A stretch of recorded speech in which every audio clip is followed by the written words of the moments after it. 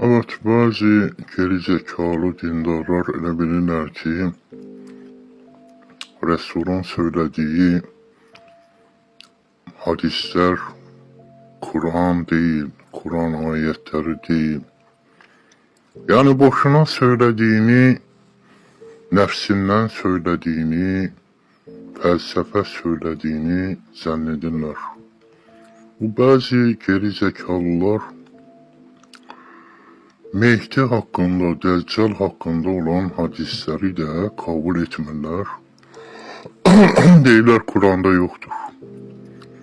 Yani kitap olan Kur'an'ın içinde onu bulabilmirlər. Deyirlər ki, o hadisler yalandır.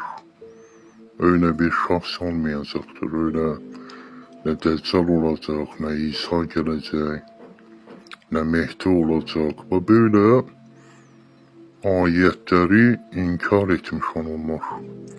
Hadisin de ayet olduğunu, Allah'ın vahyi olduğunu inkar edilir. Elə bilirlər, Resul kendi döneminde kehanet söylemiştir. Geleceğe dair, olacak işlere dair kehanet söylediğini zannedirlər ve yaxud tesadüfen öyle konuştuğunu, felsefe söylediğini, kendi nefsinden, kendi kafasından o bilgileri uydurduğunu zannedirlər. Tabii ki birçok hadisler zahiri boyuttadır, yani örtülü müteşebbih ayetler kimidirlər. Ona göre içini bilmedikleri için, manasına ulaşabilmedikleri için birçok hadisleri de inkar edirlər. Ortadan kaldırmaya çalışırlar. Yani bu gerizekalılar anlamırlar ki, Resulun ağzından çıkan tüm sözler Kur'an ayetleridir, yani Allah'ın vahiyidir. O kendi nefsinden konuşmaz deyir Allah. O nefsine uygun bilgiler paylaşmaz, bilgi yaymaz. Onun tüm bilgileri, tüm anlattıkları Allah'ın vahiyidir.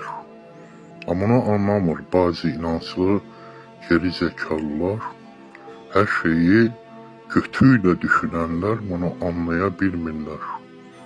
Yazıklar olsun, vay olsun onların haline.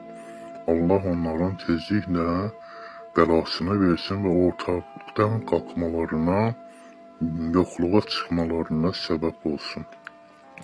Yani Allah öldürsün öyle düşünenleri, öyle hadisleri inkar edenlerin, Allah belasını versin inşallah.